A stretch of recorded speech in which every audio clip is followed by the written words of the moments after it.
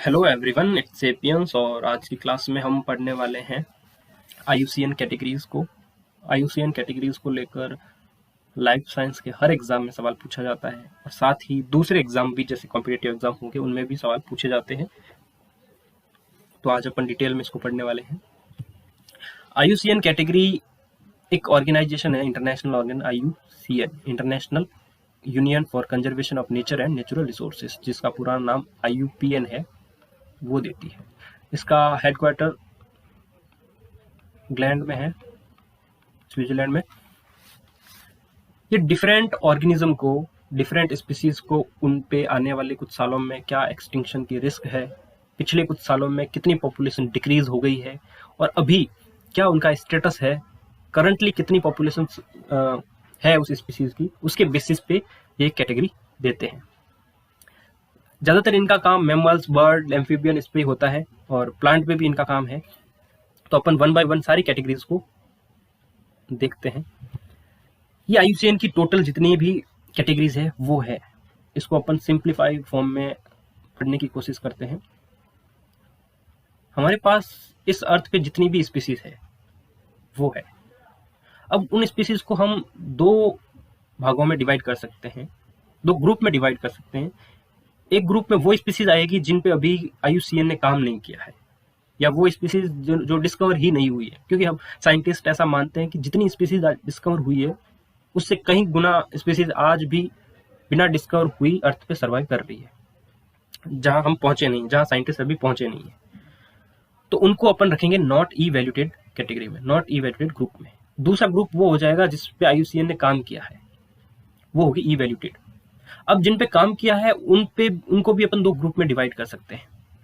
एक वो ग्रुप जिन पे काम तो किया है लेकिन प्रॉपर इंफॉर्मेशन अभी मिली नहीं है, इतनी एडिक्वेट इंफॉर्मेशन नहीं मिली है कि उन कैटेगरी के बारे में, उन ऑर्गेनिज्म के बारे में, उन स्पीसीज के बारे में हम डिसाइड कर सके कि इस ऑर्गेनिज्म को कौन सी कैटेगरी में रखा जाना चाहिए। तो इसे अपन डेटा डेफिशिएंट कैटेगरी में रख देते हैं, उन ऑर्गेनिज्म को जिन पे अभी एडिक्वेट डेटा हमारे पास नहीं है। और जिन पे एडिक्वेट डेटा, जिन पे एडिक्वेट इंफॉर्मेशन हमारे पास है, जिस इंफॉर्मेशन का यूज करके हम डिसाइड कर सकते हैं कि इस ऑर्गेनिज्म को कौन सी कैटेगरी में रखा जाना चाहिए, उसमें आगे ये कैटेगरीज मिलती है हमें। जिन पे एक्सटिंक्शन का रिस्क देखें तो यहाँ पे मिनिमम एक्सटिंक्शन का रिस्क है और यहाँ पे मैक्सिमम एक्सटिंक्शन का रिस्क है। सबसे पहले वो स्पीसीज जिन पे अभी कोई रिस्क नहीं है, जिनकी पॉपुलेशन कॉमन है अभी और दूसरे किसी भी तरह के रिस्क के अंदर ये पॉपुलेशन नहीं आ रही है, उन पॉपुलेशन को, उन स्पीसीज को हम लिस्ट कंसर्न स्पीसीज कैटेगरी में रखते हैं।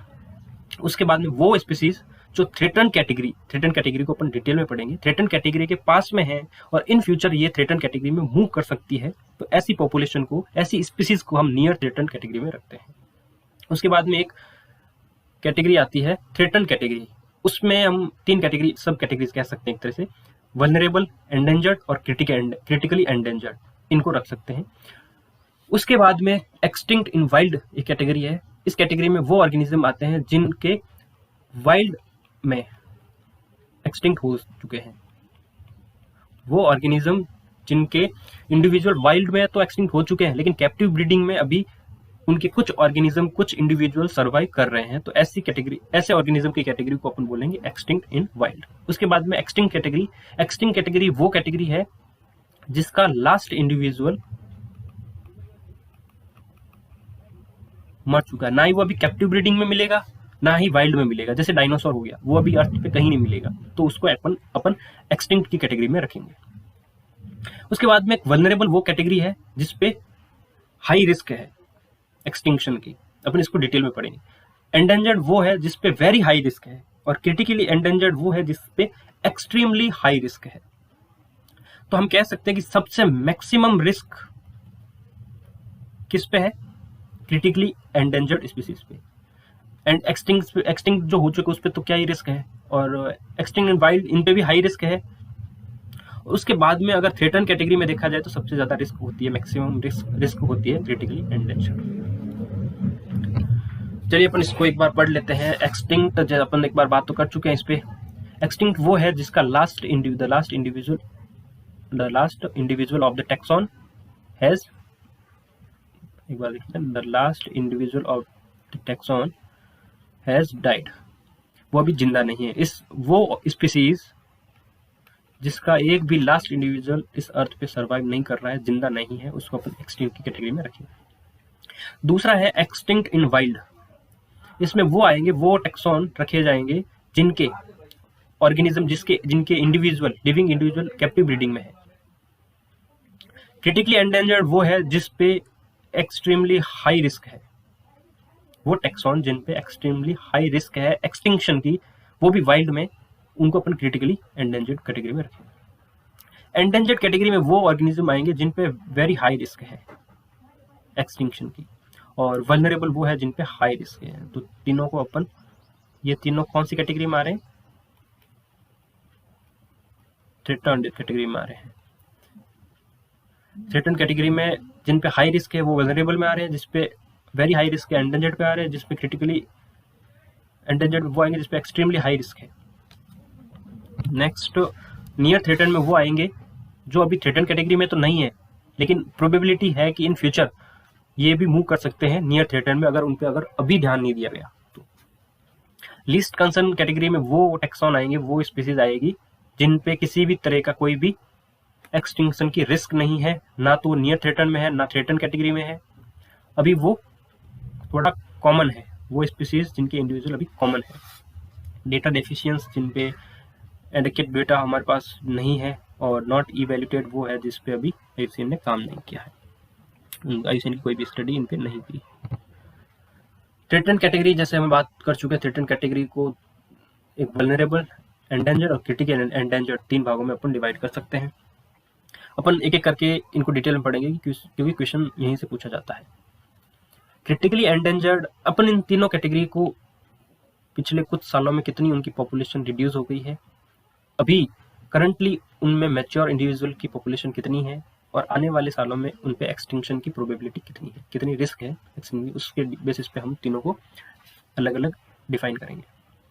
सबसे पहले क्रिटिकली एंडेंजर्ड जो स्पीसीज होती है, उनमें लास्ट 10 सालों, पिछले 10 सालों में मोर देन 90% उनके इंडिविजुअल और या फिर उनकी पॉपुलेशन में रिडक्शन पाया गया है।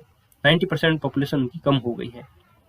और अभी अगर सिंगल एंडेमिक पॉपुलेशन है उनकी, एंडेमिक पॉपुलेशन वो है कि किसी जियोग्राफिकल एरिया में ही पाई जा रही है, वो स्पीसीज जो किसी पर्टिकुलर जियोग्राफिकल एरिया में पाई जा रही है, वर्ल्ड में कहीं और नहीं मिल रही है, तो उनको अपन एंडेमिक पॉपुलेशन बोलते हैं। अगर उस स्पीसीज की सिंगल एंडेमिक पॉपुलेशन है तो उसमें लेस देन 250 इंडिविजुअल है, और अगर उसकी सब पॉपुलेशन है तो less than 50 individual in each सब पॉपुलेशन अगर मिल रहे हैं, तो वो क्रिटिकली एंडेंजर्ड स्पीसीज की कैटेगरी में आएंगे।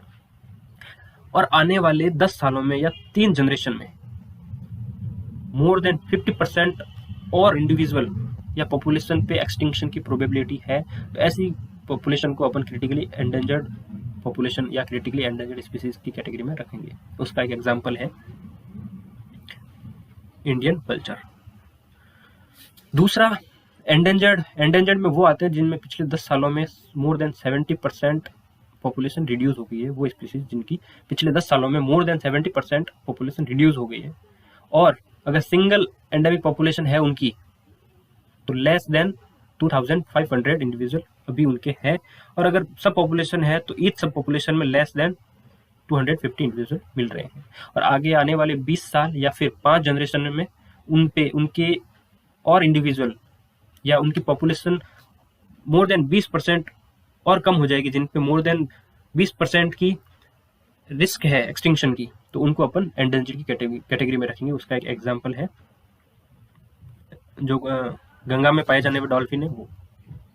थर्ड वो ऑर्गेनिज्म है, वो स्पीसीज है जिन पे लास्ट 10 सालों में 50% मोर देन 50% इनके इंडिविजुअल कम हो गए हैं या पॉपुलेशन कम हो गई है, और अभी अगर वो सिंगल एंडेमिक पॉपुलेशन के फॉर्म में पाए जा रहे हैं तो लेस देन 10,000 इंडिविजुअल मिल रहे हैं, और अगर सब पॉपुलेशन में है तो ईच सब पॉपुलेशन में लेस देन 1000 इंडिविजुअल अभी मैच्योर इंडिविजुअल मिल रहे हैं।